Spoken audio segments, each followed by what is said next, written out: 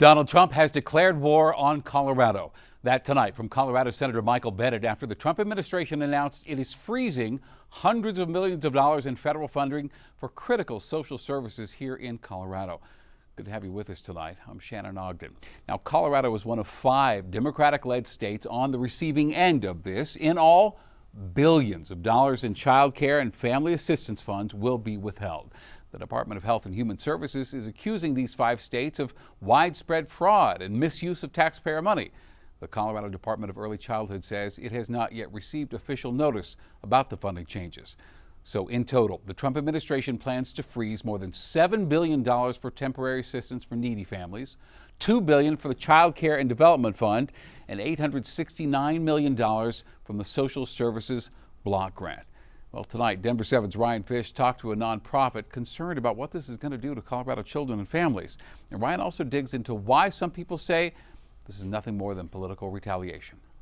Colorado caught up in a federal funding freeze over fraud concerns, along with California, Minnesota, Illinois, and New York. The Trump administration cutting about $10 billion to the 5 states earmarked for social services, child care assistance, and temporary assistance for needy families, or TANF funding. Both of these programs are for low-income families, and both of these programs are meant to help families get to work and to ensure that their kids are in safe places where they can also get ready for school. The TANF program serves families that make $15,000 or less a year. So if you think about what that really is, that's very, very low income. U.S. Health and Human Services saying in a statement, quote, "For too long, Democrat-led states and governors have been complicit in allowing massive amounts of fraud to occur under their watch. Under the Trump administration, we are ensuring that federal taxpayer dollars are being used for legitimate purposes. We will ensure these states are following the law and protecting hard-earned taxpayer money." This is not about fraud. This is about political retribution. He's a monster. I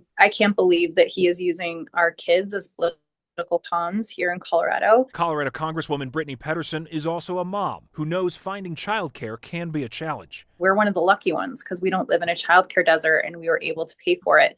So many families are not in that position. So this is going to have cascading impacts, not just for those individual kids, but the families and the businesses that rely on them. I reached out to Colorado Republicans for their reaction. Representatives for Congressman Gabe Evans and Jeff Hurd responded they were not available for an interview Tuesday. Kids' lives are too important to play games with. The Colorado Children's Campaign says the state gets about $140 million federal dollars for child care assistance and another $136 million for TANF. They both serve tens of thousands of Colorado kids. We certainly have not seen any widespread fraud for either of these programs, but we do live in a state that has local control, and our counties all make decisions about how these programs are delivered in their local communities, and that's where we lose efficiency. And so we could see some changes where the state has a little bit more control. We're really looking for our state government to step up in a way that's helpful, but also we would love for the federal government to be more reliable, and that's not where we are right now.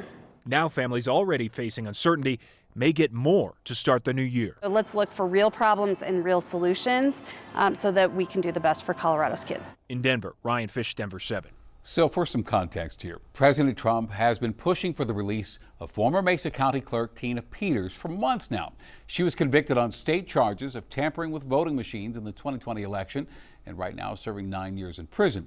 Now, Trump said he pardoned Peters, but of course the president only has the authority to pardon those convicted of federal charges.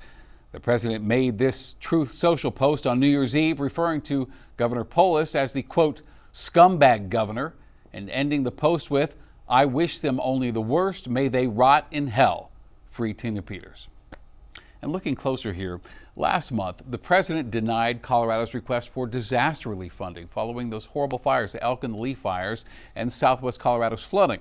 The governor's office says those natural disasters exceeded the criteria set by FEMA for major presidential disaster declarations. And then, just before the new year, the president vetoed the Finish the Arkansas Valley Conduit Act, supported by Colorado lawmakers from both parties. This bill aimed to help complete a 130-mile pipeline to bring drinking water to 39 Colorado communities east of Pueblo.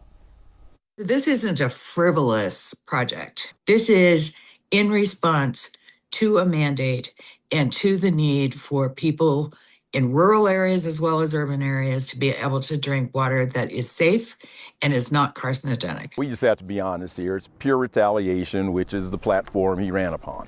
Also in December, Trump took steps to dismantle the National Center for Atmospheric Research in Boulder.